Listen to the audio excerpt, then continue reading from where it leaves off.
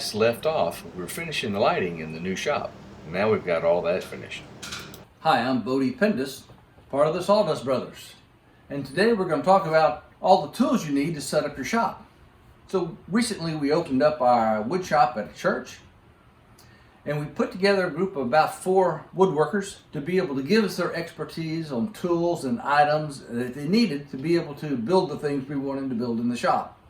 So we had a couple guys with 40 years of experience, we had a couple guys with 4 years of experience. So we put together this group of tools, and let me show you what we bought.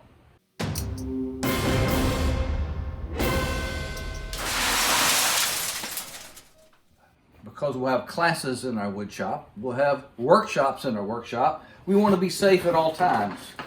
First thing on our list was a first aid kit. While we don't want any accidents, we know sometimes they happen. So we felt strongly enough to be able to get a first aid kit to have something for public display all the time. Along with that, we got what's a wound kit care that'll go along with our first aid kit. So when we're teaching classes, we want to be able to teach safety. We bought some push blocks.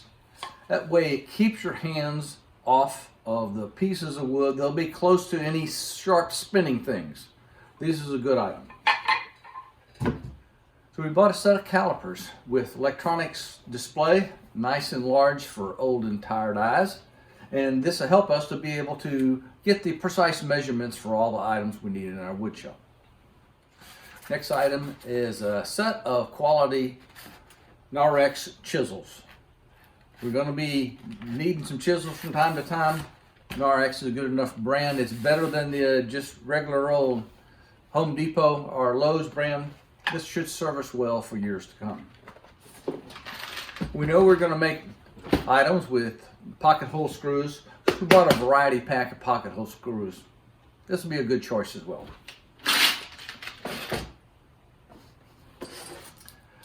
Some Brad Point drill bits. When you want to have precise drilling locations, you need the Brad Point drill bits. Bought a variety pack of safety goggles. That way every person in the shop can have their own set of glasses to wear as they're doing the work in the shop. Bought a set of Forstner bits from 1/4 up to 1 inch. You need an extension cord. From time to time you'll have a sander or some sort of tool that you need to plug in. You need an extension cord. These from Micro Jig are dovetail match fit clamps. They are a wonderful item to have, particularly if you're going to be making sleds for tapering or straight cut jigs. We'll show you this later, how we're going to use these. They're also good for clamping on a workbench. The other safety item is earplugs. We bought a set of 10 earplugs. That way everybody can have their own set of personalized earplugs to be able to save your hearing. Speed square. You need a speed square for measurement, quick items. You need painter's tape. Painter's tape will always be used in the shop. Need a precision tri-square or precision square for marking your wood. You need one of those. Combination square. Combination square to help mark and measure. A glue brush. And then tape measures. We have a couple of them, but we bought a set of 3. That way we can have these. And these are marked down to 1/8 of an inch. So when you read it, you can actually see where 7/8 and 5/8 and 1/2 inch are. This is a T-bevel. This is an item that I don't particularly use very much, but one of the guys in the shop wanted to have one of these. This is one of his measurement tools. So this will help when Jim's ready to do something.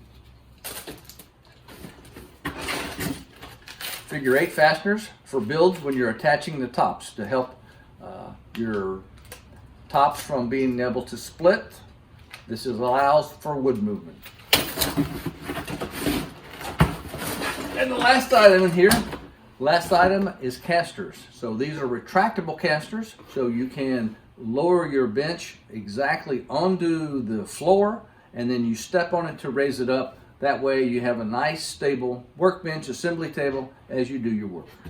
So here we are. Here's a few other tools that we got for our new tool shop. We got some paste wax. Paste wax is always good to wax the surface of your working materials, table saw, joiner, planer, bandsaw, as well as the bottom of your sleds. CA glue and accelerator. We use that because you never know when you need to have a fast contact. Basically putting together stuff, it helps in the glue ups. Then from Snappy Tools, we have these drills that come with a recess in, so you can use your drill driver to drill a hole, pilot hole, and have your screw heads recessed all in one quick fashion. Then of course the flush cut saw when you're doing dowel joinery. This makes quick, easy work for sawing off flush. So with that, we have a couple more things that are coming. We'll talk about those in a little bit later. Making nice cuts. A Japanese pull saw is always good for the shop. Additionally, we bought a pair of card scrapers. We'll need those as well as a couple of hand planes.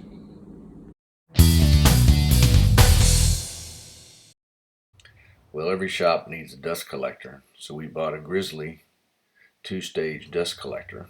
We also bought a helical 15-inch planer from Grizzly, as well as an 8-inch helical jointer.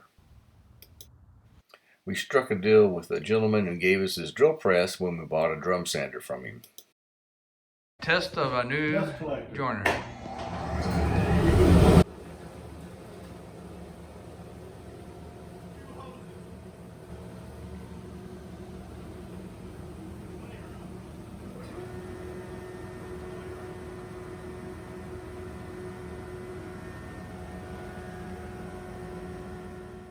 You'll see when the blade guard comes back that our 8-inch board was still overhanging by about a ½ inch, and that's because we didn't have the fence pushed back all the way to allow for a full 8-inch cut, but we rectified that shortly thereafter. We also waxed the top of the joiner to make it push a lot smoother. Now after joining the face, we're going to joint one edge.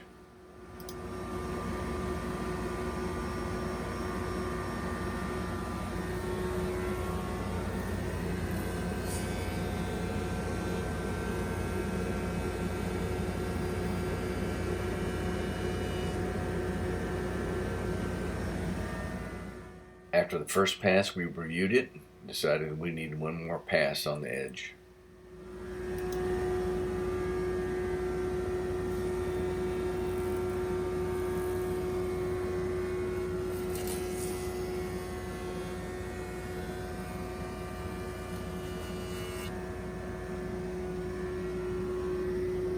You feel it cut all the way through? Yes. Okay.